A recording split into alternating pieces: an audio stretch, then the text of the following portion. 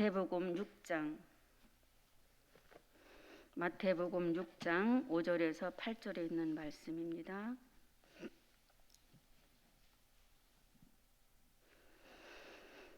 다 찾으셨으면 교독하시겠습니다. 제가 먼저 읽습니다.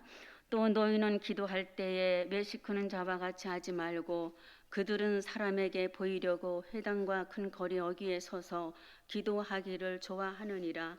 내가 진실로 너희에게 이르노니 그들은 자기 상을 이미 받았느니라.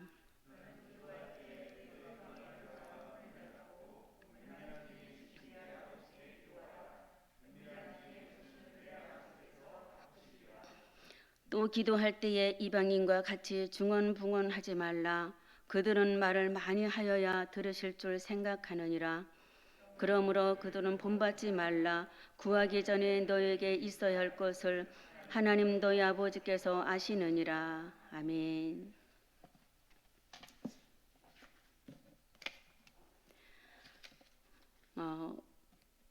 여러분들 이렇게 오셔서 많이 와주셔서 반갑고 너무 고마워요.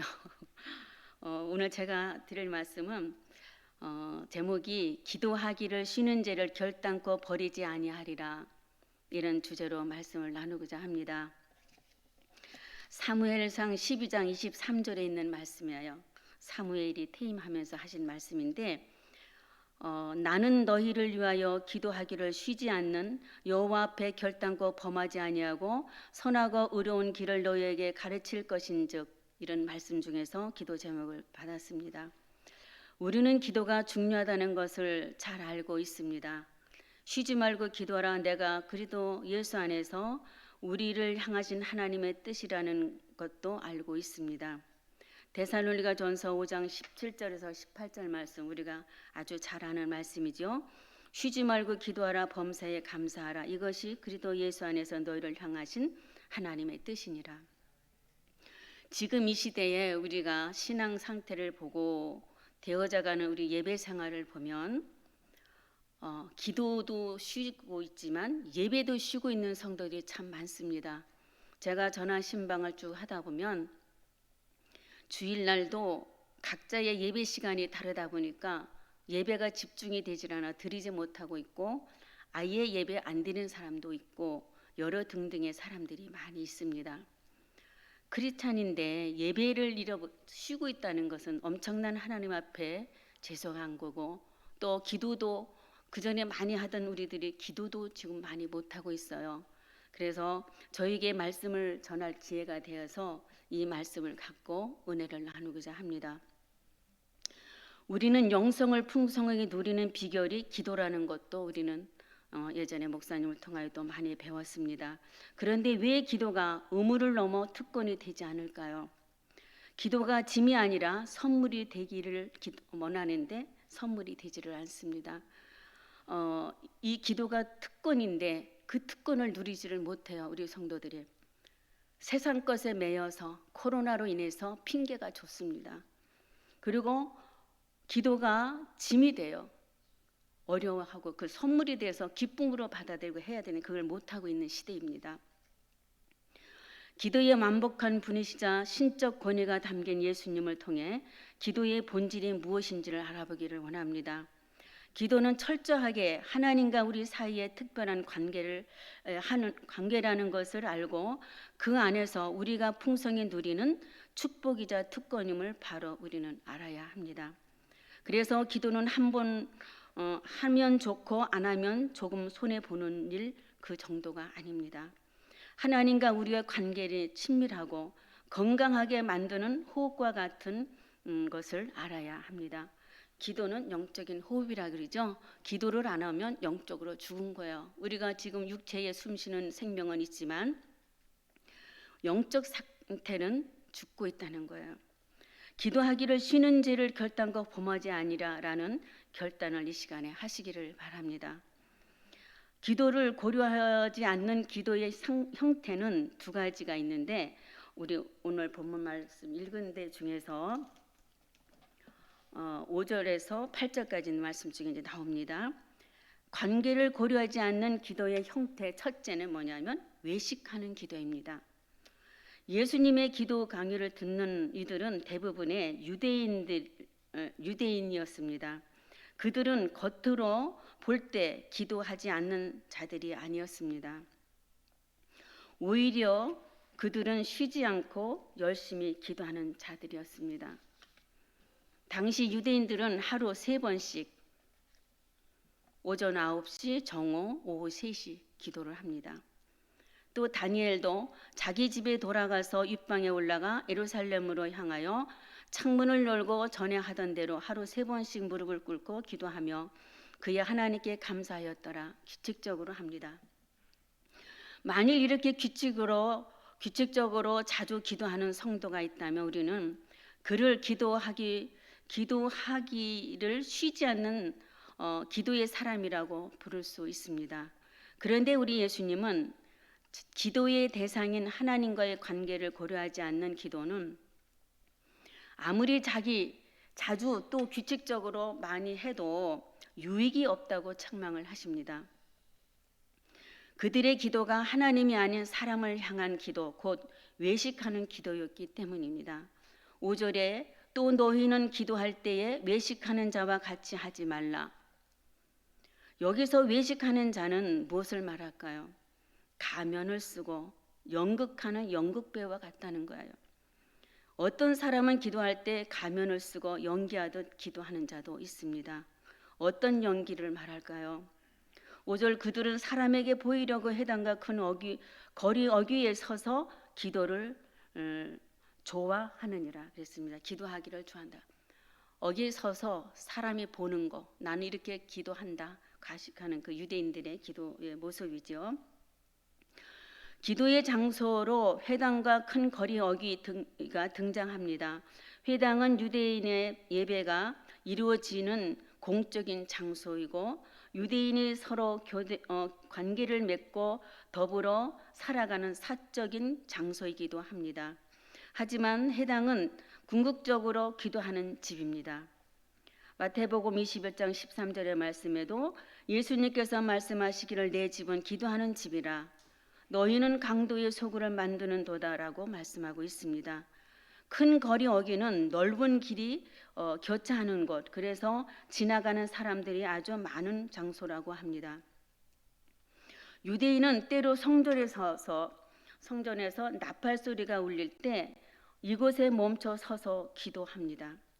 회당 큰 거리 어귀 모두 기도의 장소로서 잘못된 것이 없습니다. 그러면 외식하는 자의 기도는 무엇이 잘못되었을까요? 5절에 보면 서서라고 되어 있습니다. 회당에서 대표 기도를 할 경우 서서 하였고 거리에서 걷다가 멈춰 기도할 때 역시 서서 기도합니다. 기도의 자세가 잘못된 것도 아니었습니다. 문제는 5절에 나오는 말씀처럼 사람에게 보이려고 기도하기를 좋아하는 것을 말하고 있습니다. 기도의 대상이 하나님이 아니라 사람이었습니다. 기도는 하나님과 우리의 관계를 기반으로 소통하는 것인데 외식하는 자는 엉뚱한 대상인 사람을 향해 기도하기를 즐거워합니다. 예수님은 말씀하셨습니다. 하나님과 관계를 고려하지 않는 기도는 아무 유익이 없다라는 것입니다. 그래서 5절에 진실로 너희에게 이르노니 그들은 자기 상을 이미 받았느니라. 진실로 너희에게 이르노니 예수님의 모든 말씀을 진실하지만 이렇게 말씀하실 때는 그만큼 주님이 더 강조하시는 것이다라는 것입니다. 우리가 잊지 말고 반드시 기억해야 할 말씀입니다. 사람을 향하여 기도하는 자는 사람의 칭찬과 인정을 받는 그것으로 자기 상 곧 기도의 응답이나 열매를 이미 다 받은 거라고 합니다. 곧 기도의 응답이나 열매를 이미 다 받은 거. 우리가 기도를 잘하고 우리도 성도들끼리도 그러죠. 대표 기도를 하면 너무 잘하는 분이 있어요. 와, 기도 어쩜 그렇게 잘해? 너무 은혜 받았어? 이제 그렇게 칭찬을 하는 거예요. 근데 어떤 그 기도라도 하나님이 받지 않으시면 아무 유익이 없다는 것입니다. 잘못된 대상을 향해 기도하는 것은 아무런 소득이 없는 쇼와 같다. 그렇게 말하는 목회자들도 있습니다. 그러므로 우리는 하나님과 우리 관계에서 충실하게 기도를 드려야 합니다. 사람을 의식하지 말고 하나님을 향하여 기도해야 합니다. 예수님과 우리 관계를 위해 기도해야 합니다. 누구를 해서 하는가? 기도할 때 우리 누구에게 기도해요? 우리 살아 역사하신 하나님과의 그 대상으로 우리는 기도하고 있죠. 근데 사람이 들어서 달콤하고 좋고 내용이 좋은 기도가 그 기도는 하나님이 원치 않으시다는 거고, 형태가 어떠든지 의식의 그런 외식 기도를 원치 않으신다는 것입니다. 우리 예수님은 이렇게 6절에 말씀하기를 그러나 너는으로 시작하는 말씀을 강조하시는데요. 6절에 너는 기도할 때에 네 골방에 들어가 문을 닫고 은밀한 중에 계신데 아버지께 기도하라. 은밀한 중에 보시는데 아버지께서 갚으시리라 하셨습니다. 우리 하나님은 우리 눈에 보이지 않습니다. 우리의 어디든지 은밀한 중에 우리를 지켜보고 계시다는 걸 우리는 알아야 합니다. 내가 어디를 가든지 어디 앉아 있든지 기도하든지 무엇을 하든지 하나님은 우리 눈에 유구 보이지 않지만 우리 하나님 영적으로 우리를 지켜보시는 거예요. 은밀한 중에 보시는데 아버지께서 갚으신답니다. 기도할 때 장소가 중요한 것은 아닙니다. 골방에 들어가 문을 닫고 기도하라 말씀하신 예수님도 동산에서도 들판에서도 바닷가에서 회당에서 성전에서 어디서든지 우리 예수님도 기도하셨습니다. 왜 골방에 가서 문을 닫고 이렇게 닫고 아무도 보지 않는 그곳에서 기도하라고 하셨을까요? 아무도 없고 오직 하나님과 기도하는 사람만 교제할 수 있기 때문입니다. 기도할 때 사람들이 와, 저 사람은 기도 참 잘해 이런 것을 듣지 않고 하나님만 보고 싶으신 거예요. 기도하는 모습. 그래서 골방에 들어가 문을 걸어 잠그고 그 누구도 들어올 수 없고 들을 수 없습니다. 하지만 오직 하나님은 들으실 수 있는 곳, 하나님은 은밀한 중에 보시는 분이시고 은밀한 중에 계신 분이시기 때문입니다. 그래서 우리는 먼저 하나님을 기도할 때 나의 기도 대상은 하나님이라는 걸 마음에 깊이 새기고 우리가 한 기도에 조금이라도 짧게라도 기도할 때 하나님이 그걸 가장 기뻐하신다는 거죠. 하나님은 모든 마음을 감찰하사 모든 의도를 아신다. 우리 역대상 28장 9절 말씀에 다윗이 아들 솔로몬에게 부탁하는 말이 있는데요. 여기 말씀에 보면 우리 저기 세워졌죠. 그럼 같이 한번 읽어보겠습니다. 내 아들 솔로몬아, 너는 내 아버지의 하나님을 알고 온전한 마음과 기쁜 뜻으로 섬길지어다. 여호와께서는 모든 마음을 감찰하사 모든 의도를 아시나니 내가 만일 그를 찾으면 만날 것이요 만일 내가 그를 버리면 그가 너를 영원히 버리시리라. 이 말씀 무서운 말씀이죠. 우리가 하나님을 찾을 때 만나 주신다는 거. 또 우리가 하나님을 외면하고 방침하고 보지 않으면 우리 하나님도 우리를 영원히 버리신다는 그런 말씀을 다윗이 아들에게 가르쳐 줍니다. 또 솔로몬이 이렇게 기도했습니다. 열왕기상 8장 37절 39절 말씀도 우리 같이 읽겠습니다. 만일 이 땅에 기근이나 적병이나 있거나 곡식이 시들거나 깐풍기가 나거나 메뚜기나 황충이 나거나 적국이 와서 성읍을 에워싸거나 무슨 재앙이나 무슨 질병이 있든지 막론하고 한 사람이나 혹은 주의 온 백성 이스라엘이 다 각각 자기의 마음의 재앙을 깨닫고 이 성전을 향하여 손을 펴고 무슨 기도나 무슨 간구를 하든지 주는 계신 곳 하늘에 들으시고 사시며 각 사람의 마음을 아시오니 모든 행위대로 행하사 갚으시옵소서. 주만 홀로 사람의 마음을 아심이니이다. 아멘. 솔로몬이 이런 기도를 합니다. 누구만 안다 그랬어요? 주만 홀로 사람의 마음을 감찰하시니까 저들이 행한 대로 갚아주시라고 부탁을 합니다. 다윗도 기도하기를 시편 9편 2절의 말씀에 주께서 내가 안고 일어섬을 하시고 멀리서도 나의 생각을 밝게 하시오며, 그러니까 다윗도 내가 안고 일어섬을 아신다, 멀리서도 아신다, 은밀하게 보시는 하나님이 알고 계시다면서, 또 시편에 나오는 주님은 마음의 비밀을 아신다. 마음, 우리 성도들의 마음의 적임이 여기 나와 다 있지만 한 사람 한 사람 마음을 우리 하나님은 다 감찰하고 계실 겁니다.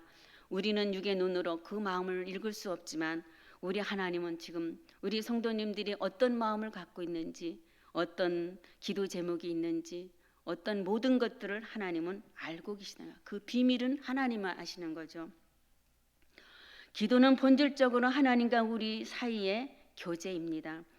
무리를 대표하여 기도할 수도 있고 기도를 통해 공동체에 유익을 끼칠 수도 있지만 기도는 전적으로 하나님과 우리의 관계 안에서 전심으로 하나님만을 향한 것입니다. 우리가 기도를 통해서 대표 기도를 이렇게 하죠. 그러면 공동체에 유익을 주는 기도가 있습니다. 그렇지만 우리가 기도는 전적으로 하나님과 우리의 관계 안에서 전심으로 해야 된다는 것. 두 번째, 관계를 고려하지 않는 기도의 두 번째는 주문하는 기도. 두 번째로 예수님께서 책망하신 기도 역시 하나님과 관계를 전혀 고려하지 않는 기도의 형태는 곧 주문하는 기도다. 7절 말씀에 기도할 때에 이방인과 같이 중언부언하지 말라. 그들은 말을 많이 하여야 들으실 줄 생각하느니라 라고 말씀하고 있습니다. 우리가 첫 번째 말씀 읽은 것이 외식하는 기도였죠. 지금 두 번째 이방인의 기도, 중언부언하는. 그들의 기도 대상은 유일하신 참 하나님이 아니라 그들이 빚어 만든 가짜 신 우상이었습니다. 이방인의 기도 방식을 예수님은 중언부언이라고 말씀하십니다. 중언부언을 가르치는 헬라어 단어는 아람어의 영향을 받은 의성어인데 왜곡하게 우리말로 비교하자면 중얼중얼 나불나불 정도가 될 거라고 합니다. 구약과 신약에서 각각 이방인이 중언부언하는 기도의 대표적인 예시를 찾을 수 있는데, 첫째 열왕기상 18장 26절에 있는 말씀에 갈멜산에서 아침부터 낮까지 바알이여 우리에게 응답하소서라고 계속해서 반복하여 길게 주문한 바알 선지자들. 그리고 사도행전 19장 34절 말씀에 예배소에서 2시간 동안 크다 예배소 사람이여 아데미오라고 한 소리로 외쳐 기도한 그런 무리들이 있습니다. 이방인이 오랜 시간 같은 말을 반복하여 자기들이 섬기는 우상에게 주문하는 것, 그래서 자기들의 요구를 관철시키는 것이 이방인의 기도 특징입니다. 예수님은 그들처럼 기도하지 말라고 말씀하십니다. 8절에 그러므로 그들을 본받지 말라 하고 계십니다. 왜 그럴까요? 그들의 기도로 관계 맺고 있는 하나님이 우상과 다르기 때문입니다. 우상은 주문처럼 의미 없는 말을 오래 길게 반복하여 요청하면 기도를 들어주는 신인 줄 모르지만 우리 하나님은 그렇지 않습니다. 우리 하나님은 어떤 분이실까요? 8절에 구하기 전에 너희에게 있어야 할 것을 하나님 너희 아버지께서 아시느니라. 우리 하나님께서는 구하기 전에, 우리가 기도하기 전에 네가 무엇이 필요한지 내가 안다라는 그런 말씀이죠. 하나님은 우리가 구하기 전에 이미 우리의 필요를 알고 계십니다. 선지자 이사야에게 그들이 부르기 전에 내가 응답하겠고 그들이 말을 마치기 전에 내가 들을 것이며라고 사사기 65장 24절에 말씀하고 있습니다. 우리 하나님께서는 우리가 기도하기 전에 하나님 전에 남아서 기도하고 할 때 이미 네가 무슨 걸 원하는지 알고 계시다는 겁니다. 예수님도 너희 아버지께서 이런 것이 너희에게 있어야 할 것을 아시느니라. 누가복음 12장 29절에서 이제 30절까지 있는 말씀인데 여기도 한번 같이 읽겠습니다. 너희는 무엇을 먹을까 무엇을 마실까 하여 구하지 말며 근심하지도 말라. 이 모든 것은 세상 백성들이 구하는 것이라. 너희 아버지께서는 이런 것이 너희에게 있어야 할 것을 아시느니라. 아멘. 무엇을 먹을까 마실까 구하지 말라 그러죠. 그리고 우리 하나님께서는 여기 말씀하신 세상 백성들이 구하는 것이라. 먹을 거 마실 거는 누구나 다 있어야 되죠. 그러니까 세상 사람이 구하는 건데 너희들은 이걸 구하지 말라. 길게 기도하는 것 자체가 문제가 되는 것은 아닙니다. 예수님도 밤이 새도록 하나님께 기도하셨습니다. 반복하여 간절히 요청하는 기도 자체가 문제도 아닌데 예수님은 항상 기도하라고 가르치면서 비유로 말씀하시기를 재판장에게 자주 가서 계속 번거롭게 요청하는 과부의 기도를 비교로 말씀하셨습니다. 중요한 것은 기도의 대상인 하나님을 어떤 분으로 알고 나아가느냐에 있습니다. 계속해서 조르고 떼쓰고 닥달하면 그 대가로 내가 원하는 것을 마지못해서 주는 존재로 아는지, 아니면 나의 필요를 아시고 돌보시는 사랑의 아버지로 아는지. 예수님은 5절부터 8절까지 계속해서 우리 기도의 대상을 내 아버지, 너희 아버지라고 분명히 밝혀주시고 계십니다. 우리는 아버지가 어떤 분이신지 분명히 알고 그분의 자녀로서 기도로 아버지께 나가야 됩니다. 저도 항상 기도하는 사람이지만 염려가 되고 해서 이제 우리 중국에 있는 아들이 요즘에 어떻게 사는지 오고 가질 않으니까 염려가 됩니다. 거기도 어렵고 한국도 어려운데 어떻게 밥은 먹고 사는지, 어떻게 그 힘든 그 집세는 잘 내고 사는지 이런 염려가 저한테 있어요. 그래서 아들한테 어떻게 잘 지내니? 그러면서 진짜 먹고 사는 건 문제가 없냐 이렇게 물으면 엄마 걱정하지 마세요. 엄마 기도만 하면 돼요. 어머니 기도하시면서 왜 걱정하세요? 하나님은 다 필요에 따라 주셔서 살아요. 이런 말을 하면서 하는 것이 대견스럽기도 하고 제가 믿음이 없는 것 같기도 하고 그런 것을 느껴봤습니다. 기도하면서도 그렇게 이제 걱정을 하는데 그 무엇을 먹을까 무엇을 마실까 그런 걸 구하지 말라고 하셨는데도 그게 믿음이 약해가지고 그렇게 할 때가 있었습니다. 그래서 우리는 우리가 이게 제가 이제 기도 생활을 하면서도 그런 것과 같이 우리는 하나님은 모든 필요한 것들을 아시기 때문에 그분께 온전히 맡기고 나가는 우리가 되어야 될 줄로 믿습니다. 적용을 하겠는데요. 여러분은 누구에게 기도하셔요? 살아역사하신 하나님 앞에 기도하시죠.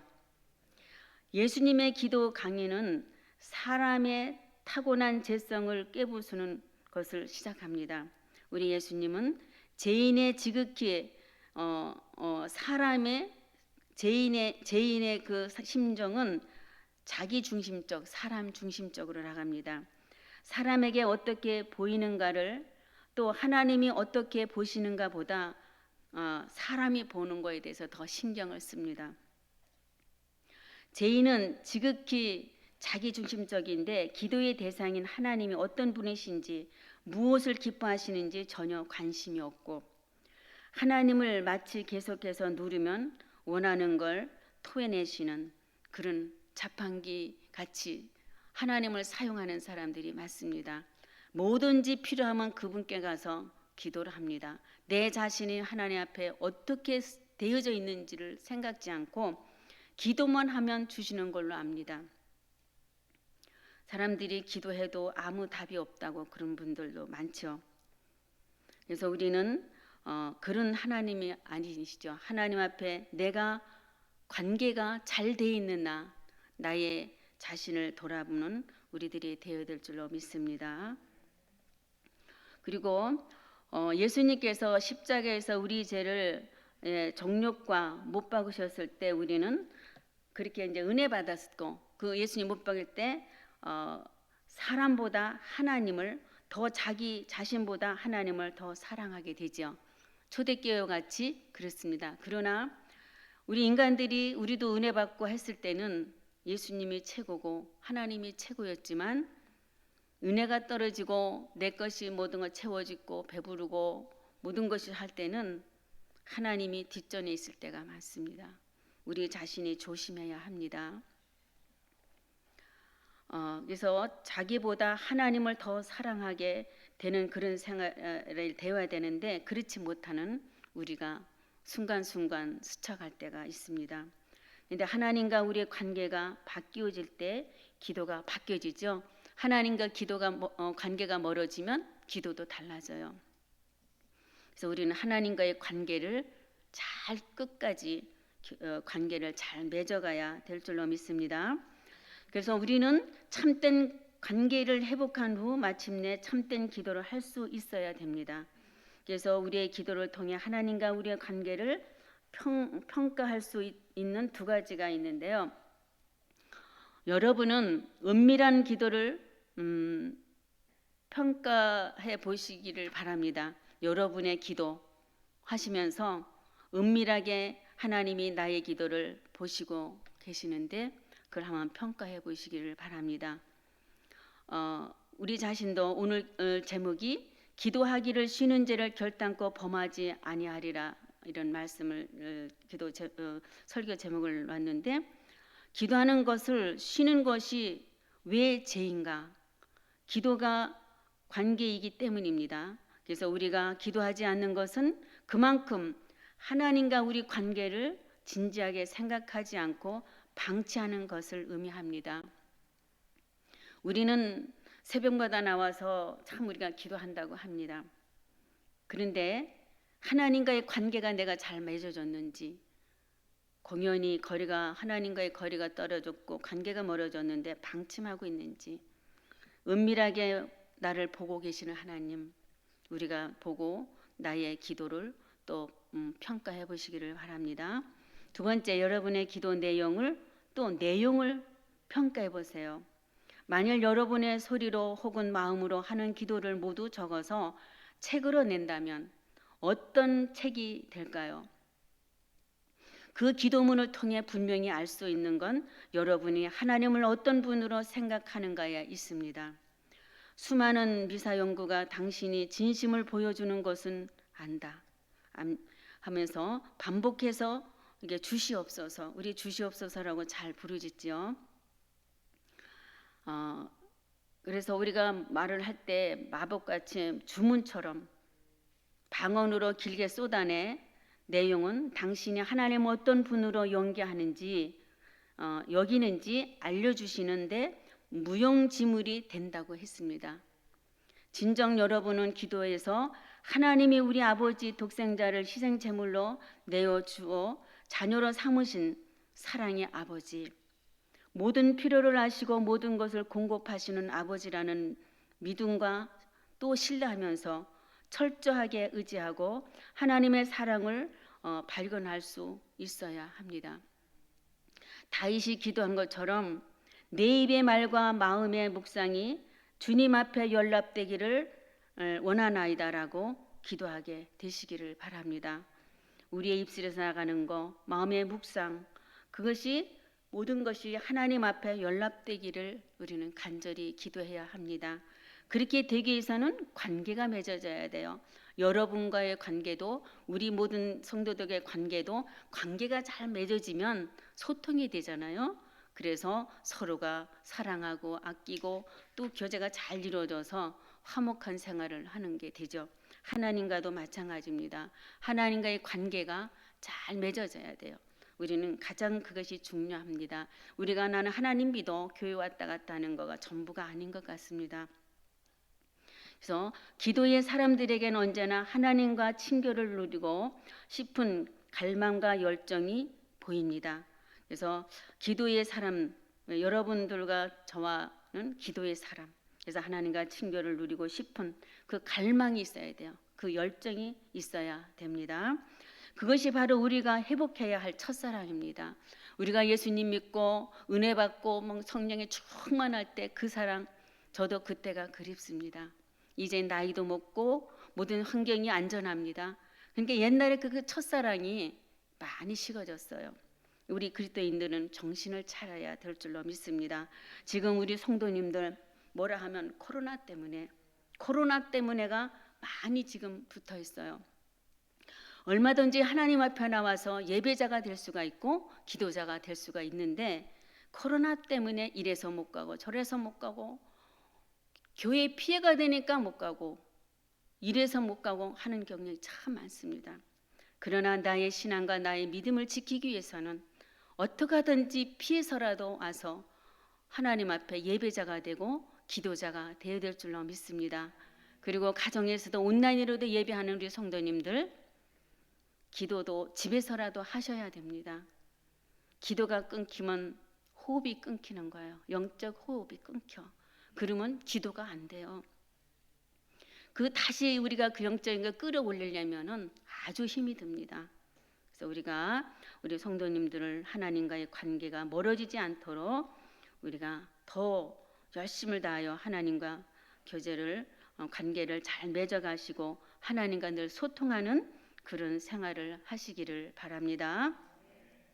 그래서 우리가 해서 지금 중보기도도 했던 것이 벌써 지금 코로나 되면서 6월 달까지인가 중보기도 하고 그 뒤로 계속 안 했습니다. 그래서 그 중보기도도 쉬운 게 되죠. 그래서 우리 중보기도 팀을 이제 다시 구성해서 하려고 합니다. 다음 주부터 수요일 날 우리가 구역장 공부하고 나서 이어서 중보기도를 또 1시간 하려고 합니다.